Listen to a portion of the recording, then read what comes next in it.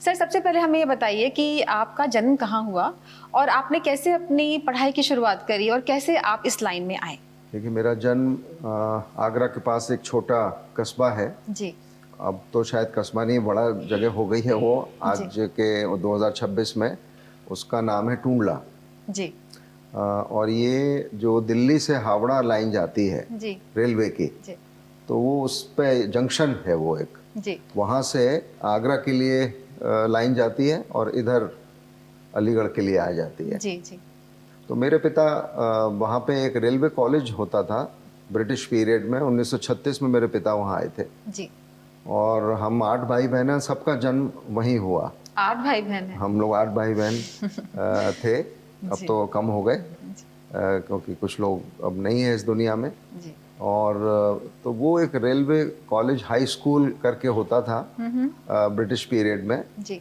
और आप ये समझ सकती हैं कि उस समय हाई स्कूल की भी क्या कीमत थी वैल्यू बहुत ज्यादा कि थे। उस हाई स्कूल के जो प्रधानाचार्य होते थे, हेड मास्टर कहलाते थे, उनकी सैलरी 1936 में 600 रुपये थी। जी।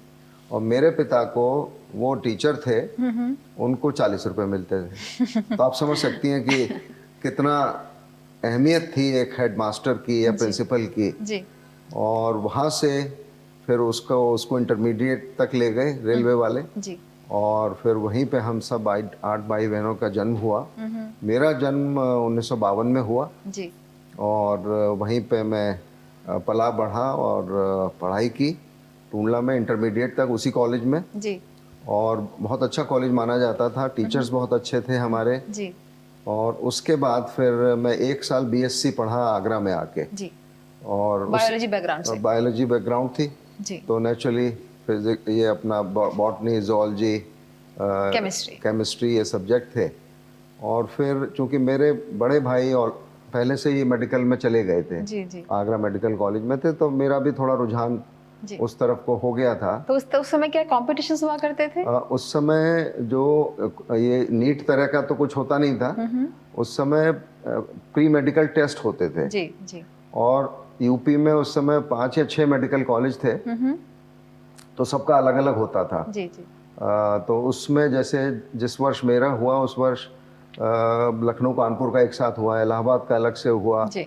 फिर मेरठ में के लिए मेरा हुआ, मैं मेरठ में आके एग्ज़ाम दिया। जी। और उस समय एक नए 2 मेडिकल कॉलेजेस आ रहे थे, एक झांसी में आ रहा था और एक गोरखपुर में। जी।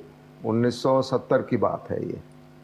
तो जो मेरठ में मेरा एडमिशन हुआ, जी। लेकिन झांसी के लिए हुआ। झांसी उस समय तक तैयार नहीं था। जी। तो उसके बच्चों को उन्होंने मेरठ में 1 साल हम लोग पढ़े। जी। तो 1971 में हम लोग वहाँ से झांसी शिफ्ट हो गए। जी।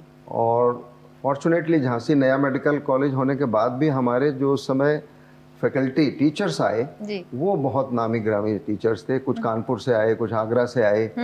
और उन्हीं में से एक सर्जन थे, बहुत नामी सर्जन थे यूपी के, जी। डॉक्टर सोपा। वो बाद में प्रेसिडेंट भी बने एसोसिएशन सर्जन्स ऑफ इंडिया के। जी।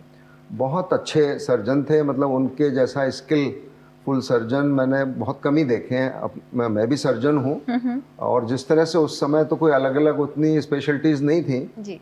तो वो बच्चों की सर्जरी भी बहुत अच्छी कर लेते थे, वयस्कों की भी कर लेते थे।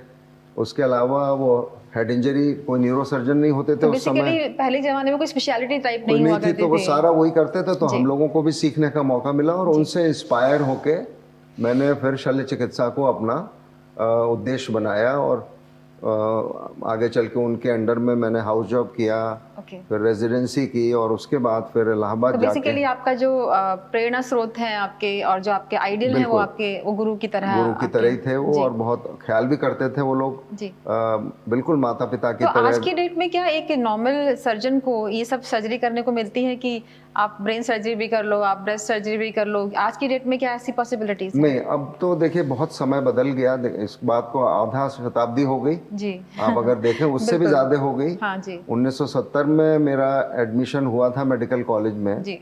और आप समझिए आज 2026 हो गया, जी। तो 56 साल 50 हो और गए। 6 56 वर्ष हो गए। जी। तो आधी शताब्दी से ऊपर हो गया। तो अब तो बहुत बदल गया। अब तो उसी जनरल सर्जरी में भी कोई लेप्रोस्कोपिक सर्जरी कर रहा है, कोई कोलोरेक्टल सर्जरी कर रहा है, कोई ब्रेस्ट का अलग से तो कर रहा आपके है। हिसाब से क्या ये सही बदलाव है या फिर कहीं इसका कुछ नेगेटिव इम्पैक्ट भी है? अगर हम पेशेंट के हिसाब से देखें, रोगी के हिसाब से देखें, तो ये अच्छी बात है। ओके। क्योंकि जो हम अगर एक छोटे एरिया में कंसंट्रेट करते हैं तो उसमें हम रिजल्ट अच्छे देते हैं, एक्सपर्टीज ज्यादा अच्छी हो जाती है। एक्सपर्टीज ज़्यादा अच्छी डेवलप हो जाती है और हम जी। उसमें नतीजे अच्छे दे सकते हैं।